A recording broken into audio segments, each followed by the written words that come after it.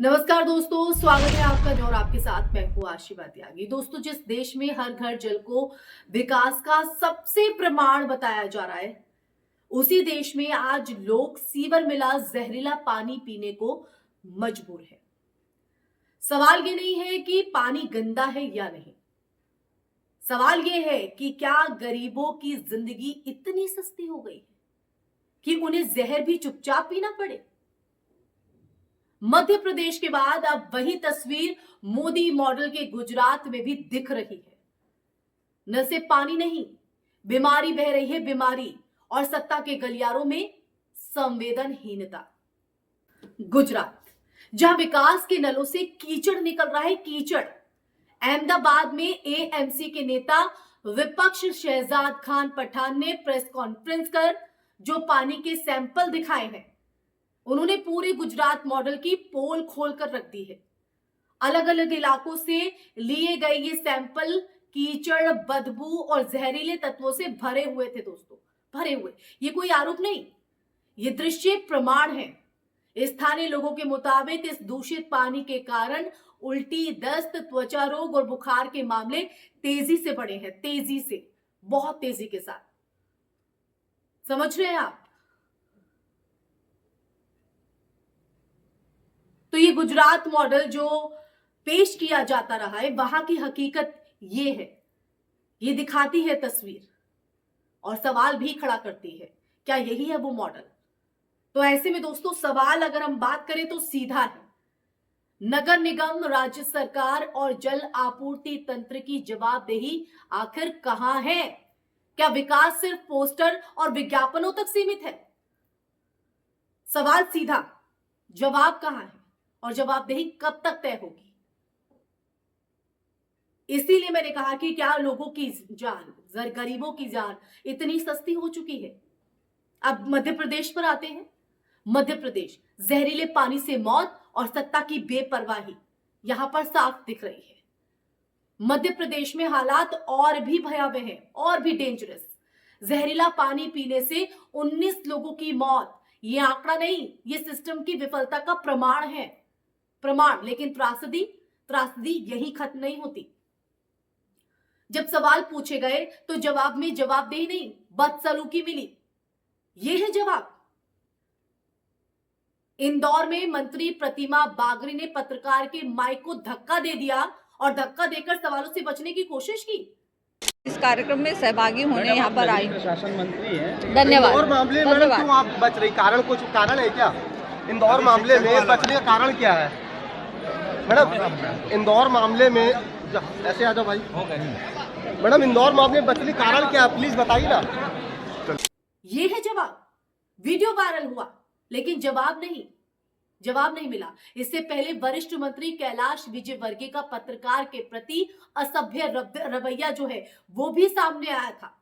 बहुत सारे लोगों को अभी तक जो रिफंड की बात कही गई थी वो भी नहीं मिला कैलाश जी, और पीने के पानी की ठीक से व्यवस्था। छोड़ो यार, तुम फोकट प्रश्न मत पूछो। नहीं, फोकट नहीं, ये तो मैं तो वहाँ होकर आया हूँ। क्या घंटा हो गया है तुम? कैलाश जी, बात ठीक से कीजिए। नहीं, शब्दों का चयन ठीक करिए। कैलाश जी, आप ढंग से बात नहीं कर रहे हैं। नहीं, आप ये क्या शब्द होता है कि घंटा घंटा क्या शब्द होता है? आप, मैं तो जाऊंगा, लहजा इनको सुधारने कहिए। इतने सीनियर मंत्री घंटा घंटा क्या बोलते रहते हैं? बात करने की तमीज नहीं है। हाँ, और क्या? तुम मत किया, ठीक है? तो क्या घंटा बोलेंगे? सवाल कर रहे हैं ना हम, वो जवाब दे रहे हैं। आपको क्या हो रहा है? वो हमारा लीडर है। तो घंटा बोलेंगे मुझे? वो हमारा लीडर तो क्या करेंगे? हमारे 10 लोग मर गए, हम पूछे नहीं सवाल? कुछ भी बोलोगे कि हमारा क्या लीडर पूछा है? बोले हमने गाली दी है क्या? जाओ अपना काम करो। ये सिर्फ एक घटना नहीं, ये सिर्फ एक घटना नहीं, ये सत्ता के चरित्र का आईना है जो आपको देखना चाहिए। जहां मौतों पर संवेदना नहीं, सवालों पर गुस्सा आता है, गुस्सा दिखाई देता है। पत्रकारिता की दुर्लभ रीढ़ जो है, इस पर भी बात करना जरूरी है, क्योंकि इसी अंधेरे में एक रोशनी भी दिखी। पत्रकारों ने सत्ता से सीधा सवाल पूछा, जो काम है सत्ता का। आप मिनरल वाटर पीते हैं क्या? वही दूषित पानी आप खुद पी सकते हैं? यह सवाल सिर्फ एक मंत्री के बेटे से नहीं, पूरे सिस्टम से है। आज जब गोदी मीडिया के दौर में सवाल पूछना जोखिम बन चुका है, तब ये रीढ़ वाली पत्रकारिता लोकतंत्र की आखिरी उम्मीद बनती है दोस्तों, आखिरी उम्मीद। समस्या सिर्फ पानी की नहीं है, शासन की है। दूषित पानी कोई प्राकृतिक आपदा नहीं, ये खराब पाइपलाइन, सीवर लीकेज, भ्रष्ट ठेके, कमजोर निगरानी, राजनीतिक उदासीनता का नतीजा है। WHO के मानकों के मुताबिक पीने का जो पानी है वो सुरक्षित ना हो तो संक्रामक बीमारियां फैलना तय है, एकदम फैलना तय है। फिर भी नियमित टेस्टिंग, पारदर्शी रिपोर्टिंग और त्वरित सुधार क्यों नहीं? जब मंत्रियों के घरों में RO, मिनरल वाटर और जनता के नलों में सीवर, तो यह समानता नहीं, अन्याय है, अन्याय। जी हां, अन्याय। तो दोस्तों, आज सवाल यह नहीं है कि गुजरात या मध्य प्रदेश, सवाल यह है कि क्या भारत में आम आदमी को साफ पीने का पानी का हक भी संघर्ष से मिलेगा? अगर मौतों के बाद भी मंत्री भागे, प्रशासन चुप रहे और जवाबदेही तय ना हो, तो अगला जहर किस शहर के नल से बहेगा? याद रखिए कि पानी गंदा होना तकनीकी समस्या है, लेकिन उस पर चुप्पी राजनीतिक अपराध है, राजनीतिक अपराध। जब तक हर मौत पर जिम्मेदार तय नहीं होंगे, तब तक हर घर जल सिर्फ नारा रहेगा, हक नहीं। तो आप तय कीजिए दोस्तों, आप क्या चाहते हैं? Gujarat model, Madhya Pradesh model?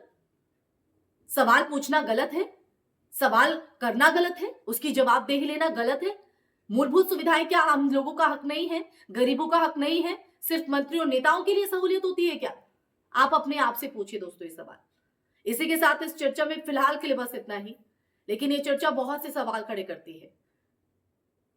आपके मन में क्या सवाल उठ रहा है इस वक्त, इस चर्चा को सुनने के बाद, ये सच जानने के बाद, और आप मेरी बात से कितना इत्तेफाक रखते हैं और जवाबदेही आप कैसे लेते हैं दोस्तों? कमेंट सेक्शन में कमेंट करके जरूर बताइएगा। इस वीडियो को ज्यादा से ज्यादा शेयर कीजिएगा, हमारे चैनल को सब्सक्राइब कीजिए। फिर हाजिर होंगी ऐसे ही सच के संवाद के साथ। तब तक के लिए अपना ख्याल रखें। जय हिंद, जय भारत, नमस्कार।